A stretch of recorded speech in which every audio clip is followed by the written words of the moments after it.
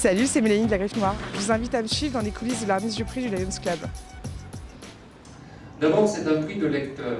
La sélection même n'est pas projetée d'en haut vers le terrain. C'est le terrain qui, à travers les différents clubs, choisit un certain nombre de titres qui peut-être auraient pu échapper à la sagacité ou aux préoccupations professionnelles de lecteurs, j'allais dire, du métier. J'ai tenu à ce que chaque livre puisse être défendu pour ses qualités d'écriture, bien entendu, l'émotion qu'il avait suscitée, les réflexions qu'il avait nourries.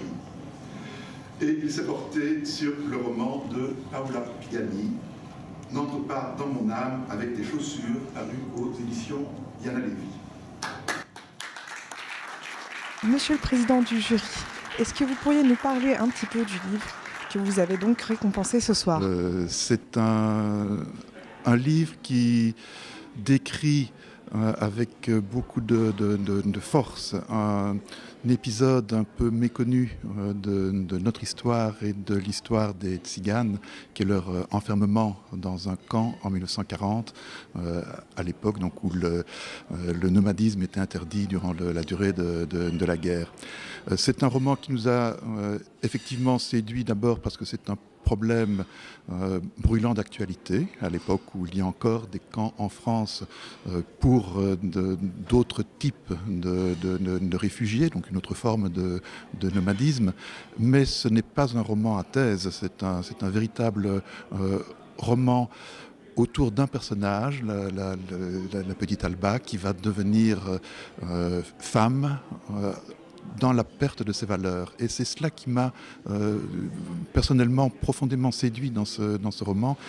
Ce livre a trouvé sa genèse dans l'évocation des souvenirs d'une vieille dame qui avait à l'époque 85 ans. Des souvenirs qu'elle avait confiés à une de ses petites filles sur une période très difficile de sa vie, alors qu'elle avait 14 ans. Et par l'entremise de cette petite fille, j'ai découvert qu'elle avait été internée dans un camp près d'Angoulême durant les plus belles années qu'on peut imaginer pour une femme, entre 14 et 20 ans. Et voilà, et face à mes questionnements, mon effroi également, par rapport à cette réalité que je découvrais,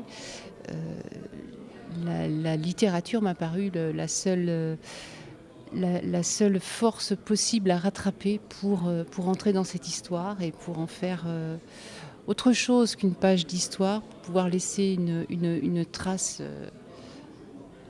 à travers les personnages que j'ai évoqués dans ce roman. Cette femme qui m'a inspiré le personnage principal m'a dit très peu de choses, et pour ainsi dire rien, parce que c'était très difficile pour elle d'évoquer cette période douloureuse. Donc elle m'a donné la chance de créer un roman à partir de son histoire et à partir de cette communauté pour qui j'ai une grande tendresse depuis toujours. Je pense que le cinéma de Tony Gatliff et de Kusturica m'a beaucoup inspiré. Mes lectures également, quelques voyages dans les pays de l'Est où j'ai vu des Tziganes avec un regard différent par rapport à ce que je pouvais connaître de leur vie en France. Et surtout par rapport à mes souvenirs d'enfant, alors que la communauté manouche était quand même très présente dans un territoire très rural. Voilà, j'ai essayé de rallier un petit peu tout. Voilà, les différents regards que j'avais pu avoir, depuis mes regards d'enfant jusqu'à mes regards d'adulte et de voyageuse, pour entrer dans cette âme tzigane à ma manière. La soirée de remise du prix du Lions Club est maintenant terminée. Merci beaucoup de l'avoir suivi avec nous et à très bientôt.